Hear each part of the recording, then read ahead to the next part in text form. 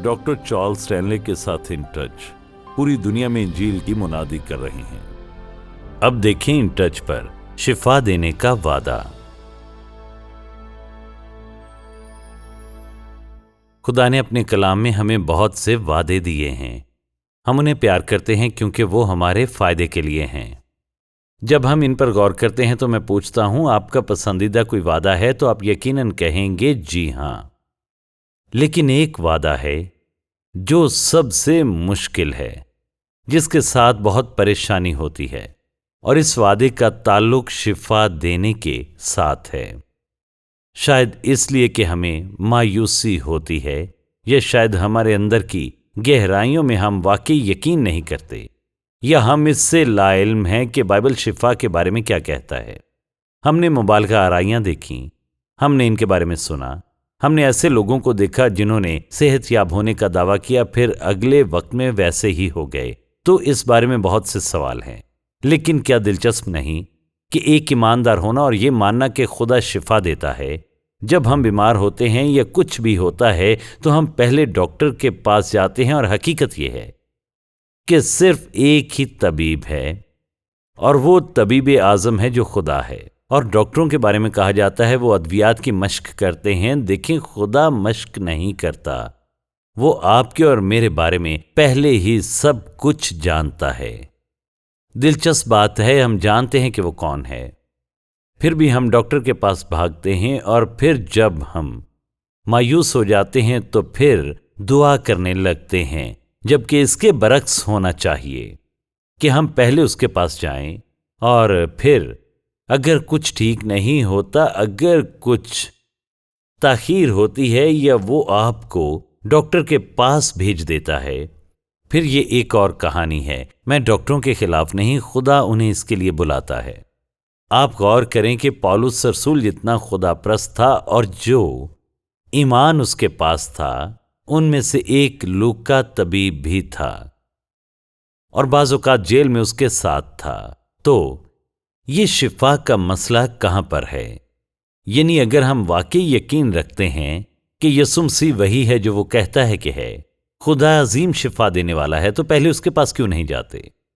लेकिन खुदा भी शिफा देता है, वो अभी मौजज़ाती काम करता है, और अपनी मर्जी के मुताबिक और अपने कामिल वक्त पर वो ये करता है। अब इस पैगाम को देखें कि बाइबल शिफा के बारे में आखिर क्या कहती है। तो आइए शुरू करते हैं। देखें पैदाइश की किताब, और देखें पैदाइश की किताब में हमें शिफा का पहला जिक्र मिलता है, जो अब्राहम और अबीमलेक के साथ पैदाइश 20वें बाब में पेश आया। एक लम्हे के लिए आप इसे देखें। पैदाइश 20वें बाब की 17वीं आयत में कुछ इस तरह से लिखा है। यहां लिखा है, तब अब्राहम ने खुदा से दुआ की, और खुदा ने अबीमलेक और उसकी बीवी और उसकी लौंडियों को शिफा बख्शी, और उनकी औलाद होने लगी, क्योंकि खुदावंद ने अब्राहम की बीवी सारा के सबब से अबीमलेक के खानदान के सब रहम बंद कर दिए होंगे। आपको ये वाक़या याद होगा जहां उसने कहा, अच्छा नहीं वो मेरी बहन है, सच तो यह है वो उसकी सौतेली बहन थी। और यूं बाइबल कहती है खुदा ने उसे शिफा दी। एक लम्हे के लिए खरूज 23वें बाब की 25वीं आयत देखें। गौर करें यहाँ क्या लिखा है। 23वें बाब की 25वीं आयत देखें, और देखें कि क्या हो रहा है। और खुदा दोबारा शिफा का काम करता है। 25वीं आयत में वो यहां पर इस तरह कहता है, खरूज 23वें बाब की 25वीं आयत, और तुम खुदावंद अपने खुदा की इबादत करना, तब वो तेरी रोटी और पानी पर बरकत देगा, और मैं तेरे बीच से बीमारी को दूर कर दूंगा, क्योंकि वो गुनाह की वजह से मुश्किल दौर से गुजर रहे थे। खुदा कहता है मैं तेरे बीच से बीमारी को दूर कर दूंगा। वो उनको ठीक कर रहा था। और याद रखें, पुराने अहदनामे में आमतौर पर वो हमेशा बीमारी को तस्लीम करते थे, लेकिन वो इसे बुनियादी तौर पर गुनाह के नतीजे के तौर पर देखते थे। पुराने अहदनामे में गुनाह के बारे में उनका ख्याल ये था कि बीमारी आमतौर पर उसके साथ ताल्लुक रखती है जो वो गुनाह करते हैं। ज़बूर नंबर 107 को देखें, वो यहाँ पर कुछ इस तरह से कहता है। इसकी 20वीं आयत में इस तरह से लिखा है, वो अपना कलाम नाजिल फरमा कर उनको शिफा देता है, اور ان کو ان کی ہلاکت سے رہائی بخشتا ہے۔ اب اس کا مطلب یہ ہے جب خدا نے ان کو شفا دینا چاہی تو سچائی کا کلام بھیجا کہ وہ کون تھا، یعنی وہ یہوہ خدا تھا، اور یقین کرنے کے عمل میں خدا نے انہیں شفا دینا شروع کی۔ اس نے صرف کچھ لفظ نہیں بھیجے کہ وہ ٹھیک ہو گئے، یہ اس کے کلام پر یقین کرنے کا نتیجہ تھا۔ پھر آپ یسایہ 53ویں باب میں دیکھتے ہیں جو اکثر اوقات بہت متنازع ہوتا ہے، اور یہ وہ باب ہے جو کہ مسیحا کو بیان کرتا ہے۔ آیت نمبر 4 میں اس کی وضاحت پیش کی گئی ہے۔ یہاں لکھا ہے، تو بھی اس نے ہماری مشقتیں اٹھا لیں اور ہمارے غموں کو برداشت کیا، پر ہم نے اسے خدا کا مارا کوٹا اور ستایا ہوا سمجھا، حالانکہ وہ ہماری خطاؤں کے سبب سے گھائل کیا گیا اور ہماری ہی سلامتی کے لیے اس پر سیاست ہوئی، تاکہ اس کے مار کھانے سے ہم شفا پائیں۔ اور سوال یہ ہے کہ کیا کفارے میں شفا ہے؟ یعنی ہم جانتے ہیں کہ یسوع ہمارے گناہوں کے لیے مر گیا، اس لیے ہم کہیں گے کہ مصلوبیت مسیح کے خون بہانے اور ہمارے گناہوں کا کفارہ دینے سے یہ سب کچھ ہوا۔ جب ہم نجات کے لیے اس کے پاس جاتے ہیں تو یہ اس کا نتیجہ ہے جو اس نے صلیب پر کیا۔ تو سنیں، پھر کیا اس میں ہماری بیماری شامل ہوتی ہے؟ ہر اچھی چیز جو ہمارے راستے میں آتی ہے صلیب کے راستے سے آتی ہے، کیونکہ ہمارا رشتہ اس سے ایسا ہی ہے، ورنہ ہم اس سے جدا ہوتے۔ ہماری شفا یسوع مسیح کی کفارے کی موت میں ہے، لیکن ہر وہ چیز جو یسوع مسیح کے کفارے کی موت میں لپٹی ہے اس زندگی میں نہیں آتی۔ مثال کے طور پر فردوس کی تمام برکات، صلیب کو دیکھنے سے ہم اس کے ساتھ راست ہوتے ہیں، وہ ہمارے دلوں کو بھرتا ہے۔ خدا کے شفا کے تمام وعدے صلیب پر اس کے کام کا نتیجہ ہیں، لیکن اس کا یہ مطلب نہیں کہ جب بھی میں اس کے پاس جاؤں شفا پاؤں گا، کیونکہ یہ صلیب کی نعمتوں میں سے ایک نعمت ہے، مگر یہ مجھے یہ ضمانت نہیں دیتا کہ جب بھی میں شفا مانگوں گا میں ضرور شفا پاؤں گا۔ تو اگر کوئی کہتا ہے کہ کیا کفارے میں شفا ہے، تو جی ہاں، کفارے میں شفا ہے، لیکن ضروری نہیں کہ جیسے چاہوں اور جب چاہوں یہ ہو جائے۔ وہ اس طرح سے کام نہیں کرتا۔ جب آپ کلام دیکھتے ہیں تو احساس ہوتا ہے کہ خدا کو اسرائیل کی قوم میں شفا یابی کے عمل میں بہت زیادہ دلچسپی تھی، وہ آج بھی دلچسپی رکھتا ہے۔ آئیے اب یسوع کی زندگی کو دیکھتے ہیں اور دیکھتے ہیں وہ کیا کہتا ہے، کیونکہ یہ بہت اہم ہے۔ اگر میں آپ سے پوچھوں یسوع کی خدمت کا بڑا حصہ کیا تھا، کیا یہ پہاڑی واز تھا یا سفر تھا؟ نہیں، یہ شفا تھی۔ اس کا مطلب یہ نہیں کہ یہ کام سب سے اہم ہے۔ سب سے اہم کام جو اس نے کیا وہ صلیب پر جانا ہے۔ دوسرا اہم کام اس نے لوگوں کو سکھایا کہ وہ کون ہے اور انہیں کس طرح زندگی گزارنی ہے اور کیسے بچائے جانا ہے۔ لیکن آپ دیکھیں کہ اسے کس چیز سے نمٹنا پڑا۔ تو آئیے دیکھتے ہیں متی رسول کی انجیل، اس کا 8واں باب اور اس کی 14ویں آیت سے ہم دیکھنا شروع کریں گے کہ یہاں پر کلام کیا فرماتا ہے۔ یہاں پر لکھا ہے، اور یسوع نے پترس کے گھر میں آ کر اس کی ساس کو تپ میں پڑی دیکھا، اس نے اس کا ہاتھ چھوا اور تپ اس پر سے اتر گئی اور وہ اٹھ کھڑی ہوئی اور اس کی خدمت کرنے لگی۔ کلام کہتا ہے کہ اس نے ابھی چھوا اور بخار اتر گیا۔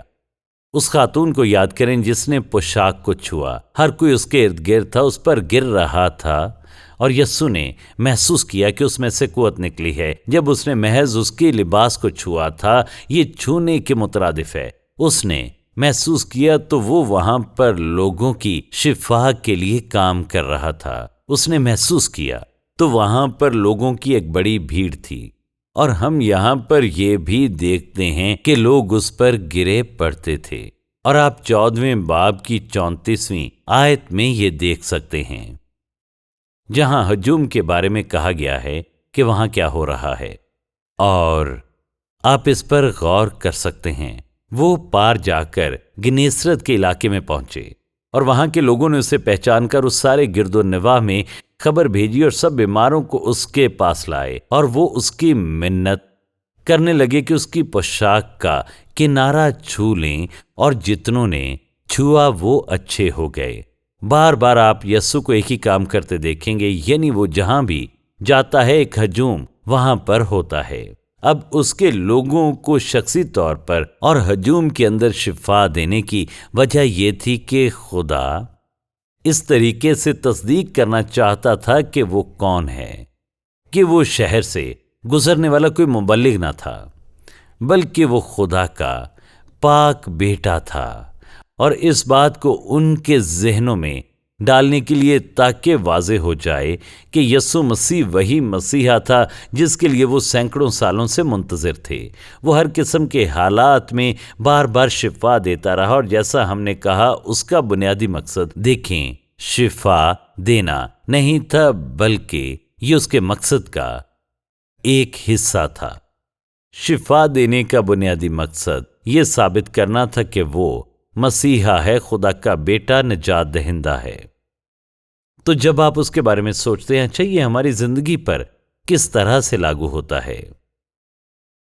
सच ये है, बहुत से ऐसे लोग शिफा पा चुके हैं जिनके लिए डॉक्टर के पास कोई जवाब ना था। इसलिए हमें खुदा के गैर मामूली काम करने की तवक्को रखनी चाहिए, इंतजार करना चाहिए। देखिए आप बच्चों को क्या सिखाते हैं? क्या आप सिखाते हैं यीशु वो है जो ये काम करता है? अगर आप ये सिखा रहे हैं तो फिर रुक जाएं। अगर आप यीशु के बारे में तालीम देते हैं और आप कहानियां सुनाते हैं, ये वही है जो वो था और वो ये काम करता था, अच्छा तो अब क्या होगा? शायद इसकी वजह यह है कि हम उसे अपनी जिंदगी में काम करने नहीं देते। बच्चों को जिंदगी के अवाइल में ये यकीन करने की तरगीब नहीं देते कि यीशु वही मसीह है जो कहता है कि वो है। वो हमेशा था, है और रहेगा, क्योंकि वो तब्दील नहीं होता। उसकी सिफात में से एक ये है कि वो ला तब्दील खुदा है। उसे बदलने की जरूरत नहीं, क्योंकि जब उसके पास मुकम्मल और कमाल और तमाम ताकत मौजूद है तो फिर तब्दीली की क्या जरूरत है? यीशु अब भी लोगों को शिफा देता है, पहले उनकी रूह, उनकी जान को, और फिर उनके बदन। तो एक लम्हे के लिए रसूलों को देखें। आपको याद है पतरस और यूहन्ना सुबह सवेरे हैकल में दुआ करने के लिए जा रहे थे, और इसी दौरान वो उस आदमी से मिले जो वहां हैकल के दरवाजे पर पड़ा था। अमाल 3 बाब में लिखा है, और लोग एक जन्म के लंगड़े को ला रहे थे जिसको हर रोज हैकल के उस दरवाजे पर बिठा देते थे जो खूबसूरत कहलाता है, ताकि हैकल में जाने वालों से भीख मांगे। उसने उन्हें देखा तो सोचा यहाँ कुछ हासिल करने का मौका है। उसने पतरस की तरफ देखा और कहा वो कुछ चाहता है, और पतरस ने कहा सोना चांदी तो मेरे पास नहीं, मगर जो मेरे पास है वो तुझे दिए देता हूँ। यीशु मसीह नासरी के नाम से चल फिर, मैं तुझे चलने का हुक्म देता हूँ। और यकीनन वो शख्स हैरान होगा कि चलने से क्या मतलब है, मैं तो खड़ा भी नहीं हो सकता। बाइबल कहती है, और उसका दाहिना हाथ पकड़कर उसको उठाया, और उसी दम उसके पांव और टखने मजबूत हो गए, और वो कूद कर खड़ा हो गया और चलने फिरने लगा, और चलता और कूदता और खुदा की हम्द करता हुआ उनके साथ हैकल में गया। तो पतरस उससे कहता है, उठो, खड़े हो जाओ। वो जानता था वो क्या महसूस करता है। उसे सिर्फ एक छोटी सी हौसला अफजाई चाहिए थी। बाज़ औक़ात लोगों को थोड़ी सी मदद की जरूरत होती है। खुदा पर भरोसा रखें, उनकी हौसला अफजाई करें, उन्हें वो काम करने की तरगीब दें जो वो करना चाहते हैं, जो खुदा उन्हें बनाना चाहता है। और फिर देखें, पतरस की ऐसी शोहरत थी कि उन्होंने कहा कि वो आ रहा है और उसे छूने की जरूरत भी नहीं थी। उसका साया पड़ने से शिफा मिल जाती थी। और उन दिनों में इस तरह शिफा एक बड़ा मसला था। फिलिप्पस मिसाल के तौर पर जब वो खुदावंद की तरफ से बुलाया गया तो उसने मुनादी और तालीम देना शुरू की, और लोग शिफा पाने लगे, खुदा काम करने लगा। और इस तरह शिफा याबी उस दौर की दुनिया की तवज्जो हासिल करने और उससे यस्सु और इब्तदाई कलीसिया पर मरकूज करने का खुदा का ये एक तरीका था, क्योंकि वो चीजें होती रहीं। अब दिलचस्प बात यह है, आपको लगता है कि पौलुस रसूल तमाम शिफा देने वालों का शिफा देने वाला होगा। अमाल की किताब में सिर्फ एक ऐसा वाक्य है जिसमें पौलुस रसूल किसी को शिफा देता है, और आप शुरू से लेकर आखिरी बाब तक यानी 28वें बाब तक देख सकते हैं कि पौलुस ने किसी को शिफा नहीं दी थी। अब देखें 28वें बाब में 7वीं से 9वीं आयत तक आप इसे देख सकते हैं। वहां से करीब पुबलियस नाम उस टापू के सरदार की मलिका थी। उसने घर ले जाकर 3 दिन तक बड़ी मेहरबानी से हमारी मेहमानी की। اور ایسا ہوا کہ پبلیوس کا باپ پیچش کی وجہ سے بیمار پڑا تھا۔ پالوس نے اس کے پاس جا کر دعا کی اور اس پر ہاتھ رکھ کر شفا دی۔ یہ مثال کے طور پر آپ دیکھیں۔ اب 1 منٹ رکیں۔ واحد واقعہ، اگر یسوع کی پیروی کرتے ہوئے اس نے اس آدمی کو شفا دی تو دوسرے لوگوں کو شفا کیوں نہیں دی؟ ٹھیک ہے، وہ ہمیں کرنتھیوں کے پہلے باب میں اس کا جواب دیتا ہے۔ کرنتھیوں پہلا باب 13ویں اور 14ویں آیت میں دیکھیں۔ وہ یہاں پر وضاحت کرتا ہے کہ کیا ہوتا ہے۔ 13ویں آیت میں لکھا ہے، خدا کا شکر کرتا ہوں کہ کرسپس اور گیوس کے سوا میں نے تم میں سے کسی کو بپتسمہ نہیں دیا، تاکہ کوئی یہ نہ کہے کہ تم نے میرے نام پر بپتسمہ لیا۔ ہاں، استفنس کے خاندان کو بھی میں نے بپتسمہ دیا، باقی نہیں جانتا کہ میں نے کسی اور کو بپتسمہ دیا ہو، کیونکہ مسیح نے مجھے بپتسمہ دینے کو نہیں بھیجا بلکہ خوشخبری سنانے کو، اور وہ بھی کلام کی حکمت سے نہیں، تاکہ مسیح کی صلیب بے تاثیر نہ ہو۔ تو وہ یہاں پر کہتا ہے خدا نے بپتسمہ دینے کے لیے نہیں بلکہ اسے خدا کے کلام کی سچائی بتانے کے لیے بلایا ہے، نہ ہی اس نے اسے شفا کے لیے بلایا۔ ذرا تصور کریں، اگر پالوس کو شفا کی خدمت ملتی تو کیا ہوتا؟ وہ شاید جیل سے باہر رہتا۔ اگر وہ جیل سے باہر رہتا تو نمبر 1 نمبر 2 ہمارے پاس شاید خط نہ ہوتے۔ پالوس سچائی سکھانے لگا۔ دنیا کے لیے پالوس کی خدمت بہت اچھی تھی۔ پالوس نے یسوع مسیح کی زندگی، یسوع مسیح کا مقصد، یسوع مسیح کا منصوبہ بیان کیا، اور نتیجے کے طور پر خدا کے بارے میں ہم جانتے ہیں کہ وہ کس طرح انسان کے دل میں پالوس رسول کے ذریعے کام کرتا ہے، جتنا شاید کسی اور نے نہ کیا ہو۔ اس نے یسوع کی زندگی کی وضاحت کی۔ یسوع نے بہت سے کام کیے، لیکن پالوس کی وضاحت، اس کی الہیات، منزل کا پورا خیال، نجات اور تقدیس کا پورا خیال، بسنے والے مسیح اور روح القدس کے کام کا پورا اس کا خیال۔ اگر آپ نئے عہد نامے سے خطوط کو ختم کر دیتے ہیں تو ہمارے پاس بہت کمی ہوگی۔ اور اس طرح جب میں پالوس کو دیکھتا ہوں کہ اس کی زندگی میں خدا نے کیسے کام کیا، جب وہ شفا کی بات کرتا ہے، دوبارہ پہلا کرنتھیوں کی طرف رجوع کریں اور 12واں باب دیکھیں، اور 12ویں باب میں آپ جانیں گے 12واں باب روحانی نعمتوں کے بارے میں پالوس کی وضاحت ہے۔ مثال کے طور پر مختلف قسم کی نعمتیں، معرفت کی نعمت اور اس طرح کی دوسری نعمتیں۔ پہلا کرنتھیوں 12ویں باب کی 9ویں آیت کو دیکھیں۔ یہاں یوں لکھا ہے، کسی کو اسی راہ سے ایمان اور کسی کو اسی ایک روح سے شفا دینے کی توفیق۔ آپ سن رہے ہیں تو آمین کہیں۔ وہ شفا یابی کی نعمتوں کی بات کرتا ہے۔ شفا کا تحفہ کسی کے پاس نہیں۔ خدا شفا کے تحفے دیتا ہے۔ ہم کہتے ہیں آپ اپنے کسی دوست کے لیے دعا کرتے ہیں اور خدا انہیں شفا دیتا ہے۔ کیا خدا نے آپ کو تحفہ دیا؟ نہیں، اس نے اسے دیا۔ اس نے اس دوسرے شخص کو آپ کے ذریعے شفا کا تحفہ دیا۔ کوئی خود سے وہ نہیں کر سکتا جو خدا نے ہمیں کرنے کے لیے بلایا ہے۔ ہمیں دوسرے لوگوں کی دعاؤں کی ضرورت ہے۔ یعقوب کلیسیا کے بزرگوں کو بلانے اور ان کے لیے دعا کرنے کے بارے میں کہتا ہے، 5واں باب، ہم سب کو ایسے لوگوں کی ضرورت ہوتی ہے۔ اور اگر آپ پالوس کو دیکھیں، اس نے شفا میں وقت نہیں گزارا۔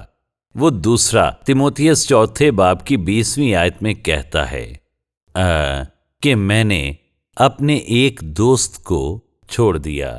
وہ کہتا ہے، سنیں، اراسطس کرنتھس میں رہا اور ترفمس کو میں نے ملیتس میں بیمار چھوڑا۔ اگر اسے کسی طرح سے شفا کی نعمت ملی ہوتی تو اسے بیمار نہ چھوڑتا۔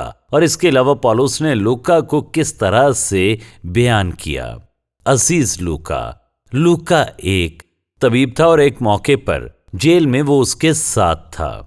لوکا پالوس کے ساتھ کیوں گیا؟ کیونکہ وہ جانتا تھا کہ پالوس رسول کو کچھ بیماریاں لاحق ہیں۔ پالوس نے اپنے جسم میں کانٹے کے بارے میں بات کی تھی، اور ہر بھائی اور مذہبی دنیا کے ہر فرد نے یہ جاننے کی کوشش کی کہ وہ کیا ہے۔ فرض کریں یہ کوئی جسمانی چیز تھی اور خدا نے اس سے بھی ٹھیک نہ کیا، اور یہ کلیدی بات ہے۔ اب دعا مانگنا بند نہیں کرتے اس وجہ سے کہ آپ نے کچھ کہا اور خدا نے شفا نہ دی۔ آپ اس سے پوچھتے ہیں کہ اس کے ذہن میں کیا ہے۔ تو مجھے شفا کیوں نہیں دیتا؟ یہاں مسئلہ کیا ہے؟ یہ ہے جو پالوس کہتا ہے۔ پالوس نے کہا، وہ کئی بار خدا کے پاس گیا، روزہ رکھا، دعا کی، خدا نے اسے شفا نہ دی۔ شاید وہ چاہتا تھا کہ وہ اس کی طرف رجوع کرے۔ شاید آپ بھی ایسی کسی چیز سے نمٹ رہے ہوں۔ دیکھیں دوسرا گرنتھیوں، آپ اس حوالے کو دیکھیں۔ اب میں چاہتا ہوں کہ ہم اسے پڑھیں، کیونکہ وہ کہتے اس نے خدا سے کئی بار کہا۔ 7ویں آیت، اور مکاشفوں کی زیادتی کے باعث میرے پھول جانے کے اندیشے سے میرے جسم میں کانٹا چبھویا گیا، یعنی شیطان کا قاصد، تاکہ میرے مکے مارے اور میں پھول نہ جاؤں۔ اس کے بارے میں میں نے 3 بار خداوند سے التماس کیا کہ یہ مجھ سے دور ہو جائے، مگر اس نے مجھ سے کہا، میرا فضل تیرے لیے کافی ہے، کیونکہ میری قدرت کمزوری میں پوری ہوتی ہے۔ میں بڑی خوشی سے اپنی کمزوری پر فخر کروں گا، تاکہ مسیح کی قدرت مجھ پر چھائی رہے۔ اس لیے میں مسیح کی خاطر کمزوری میں، بے عزتی میں، احتیاج میں، ستائے جانے میں، تنگی میں خوش ہوں، کیونکہ جب میں کمزور ہوتا ہوں اسی وقت زور آور ہوتا ہوں۔ ہمارے پاس موجود خطوط نہ ہوتے اگر پولس یسوع کے ذریعے فوری طور پر شفا پاتا۔ وہ کہتا ہے، میں جس حالت میں ہوں اس میں مطمئن رہنا سیکھا ہے، اور وہ جسمانی طور پر اور بہت سے طریقوں سے انتہائی بری حالت میں تھا۔ تو جب بیماری آتی ہے اور کوئی شفا نہیں آتی تو ہم خدا سے پوچھتے ہیں، خداوند تو کیا کر رہا ہے؟ تو کیا خدا محبت نہیں کرتا؟ کرتا ہے۔ تو کیا ہماری زندگی میں کوئی گناہ ہوتا ہے؟ ضروری نہیں۔ اس کا مطلب ہے خدا کچھ کرنا چاہتا ہے، وہ کچھ کہنا چاہتا ہے، وہ ہماری زندگی میں ضروری تبدیلی لانا چاہتا ہے۔ ہمیں اس کے لیے کھلا رہنا ہے۔ اور اس طرح جب آپ پولس رسول کی زندگی پر غور کرتے ہیں تو وہ خدا کا چنا ہوا خادم تھا کہ وہ بتائے کہ خدا کون ہے اور وہ کیسا ہے، اس کا مخلصی کا منصوبہ کیا ہے، تقدس اور جواز کے بارے میں کیا ہے، کفارے کے بارے میں کیا ہے، مفاہمت کے بارے میں کیا ہے۔ یہ تمام بڑے الفاظ جو پولس نے بیان کیے اور ہمارے پورے فدیے کے منصوبے کا نچوڑ بیان کیا۔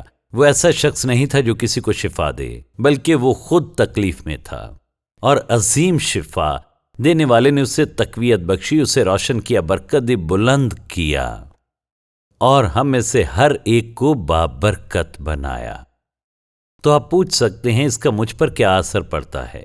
سب سے پہلے میں یہ کہوں گا، اگلی بار جب آپ کے پاس کوئی چھوٹی سی چیز آئے جو آپ کو جسمانی طور پر پریشان کرے تو پہلا جواب یہ ہو کہ اب آپ مجھے دکھا، میں اس کا جواب کیسے دوں؟ وہ کہہ سکتا ہے مجھ پر بھروسہ کر یا ڈاکٹر کے پاس جا۔ میں یہ نہیں کہوں گا کب ڈاکٹر کے پاس جائیں اور کب نہ جائیں۔ میں ڈاکٹروں کے خلاف نہیں، خدا نے انہیں بلایا ہے اور میرا یہی یقین ہے۔ مسئلہ یہ ہے میں خدا میں خوش رہنا چاہتا ہوں، میں ہوش میں رہنا چاہتا ہوں کہ جس مسیح نے مجھے بچایا وہ اب بھی روح القدس کی موجودگی میں اس زندگی کے ذریعے چلنے میں میری مدد کرتا ہے۔ میں چاہتا ہوں میرا ذہن اس کی طرف متوجہ ہو، اور جو کچھ وہ کرتا ہے ٹھیک ہے، لیکن ذہن سے دنیاوی رویے کو نکالنا ہوگا۔ ہم جلدی سے ڈاکٹر کے پاس بھاگتے ہیں، میری مدد کریں۔ ہم بے بس نہیں ہیں، ہم خدا پر انحصار کرتے ہیں۔ یسوع میرا نجات دہندہ، میرا مالک، میرا خداوند اور شفا دینے والا ہے۔ وہ نہیں بدلا۔ یہ اس کی محبت کا اظہار ہے۔ تو خود سے پوچھیں، کیا آپ اس پر بھروسہ کرتے ہیں؟ غور کریں، کیا کسی مادی چیز کے لیے اس پر بھروسہ کرنے کو تیار ہیں؟ میں اس سے بڑھ کر کسی بھی مادی چیز کو نہیں جانتا۔ میں جانتا ہوں کہ یہ مادی چیز ہے۔ میں اس پر بھروسہ کر سکتا ہوں کیونکہ وہ آسمانی باپ ہے۔ اس لیے میں دعا کرتا ہوں کہ روح القدس آپ کے دل سے بات کرے اور آپ کا ذہن اس پر لگائے۔ اگر آپ کسی محلول یا پھر دوائی یا کیپسول کے بارے میں ٹیلی ویژن پر تمام اشتہارات دیکھتے ہیں اور جب وہ آپ کو 2 وجوہات بتاتے ہیں کہ آپ اسے کیوں لیں، تو 13 وجوہات موجود ہوتی ہیں کہ آپ کو وہ کیوں نہیں لینا چاہیے۔ آپ جانتے ہیں کہ یہ سچ ہے۔ کیا آپ کو نہیں لگتا کہ خدا کے پاس جانا بہتر ہے؟ ہمیں تعلیم دی جا رہی ہے اور اس کا احساس تک نہیں۔ ہمارا آسمانی باپ کبھی بھی تبدیل نہیں ہوتا، وہ اب بھی شفا دیتا ہے۔ اگر آپ نے یسوع کو نجات دہندہ قبول نہیں کیا اور کہتے ہیں میں اس کا اہل کیسے ہوتا ہوں، آپ اہل نہیں ہیں، آپ کو کوئی حق حاصل نہیں۔ कि खुदा से किसी चीज का दावा करें, वो एक पाक खुदा है। आपको सिर्फ तभी उससे किसी चीज का दावा करने का हक मिलता है जब आप यस्सु को, उसके इकलौते बेटे को, नजात दहिंदा को कबूल करें। सलीब पर उसकी मौत आपके गुनाह का कर्ज पूरी तरह अदा करती है। एक बार जब आप उससे अपने गुनाहों की मुआफ़ी मांगते हैं, अपनी जिंदगी उसके हवाले कर दें, तब आपको इस्तेहकाक, इख्तियार और हक हासिल होगा कि उससे शिफा पाने के लिए दुआ करें। वो आपकी दुआ के जवाब में वही करेगा जो वो जानता है कि आपके लिए बेहतर है और आपकी जिंदगी में उसकी मर्जी है। ये दानिशमंदाना फैसला है जो आप जिंदगी में करते हैं। मेरी दुआ है कि आप ये करें। ऐ बाप, हम तेरे शुक्रगुजार हैं कि तू चीज़ों को आसान बनाता है, हम इन्हें पेचीदा बनाते हैं। हम कहते हैं हम तुझसे प्यार करते हैं, मगर कभी ऐसे अमल नहीं करते। लोगों को बताते हैं तुझ पर भरोसा करते हैं, लेकिन अक्सर ईमान डगमगा जाता है। मैं दुआ करता हूं कि रूहुल कुद्स हमारे दिलों को ये पहचानने के लिए खोलना शुरू करे कि हमारी पहली सोच हमेशा तेरी तारीफ होनी चाहिए, जो भी जरूरत हो। और हम ये दुआ यस्सु के नाम में मांगते हैं, आमीन। अगर आपको आज के प्रोग्राम से बरकत मिली है तो विजिट करें intouch.org पर। पूरी दुनिया में मसीह के साथ बढ़ते रिश्ते में लोगों की रहनुमाई करना और मकामी कलीसिया को मजबूत करना in touch doctor Charles Stanley और इन टच मिनिस्ट्रीज की पेशकश है। और ये प्रोग्राम खुदा के फजल, आपकी दुआओं और अतियात से मुमकिन हुआ।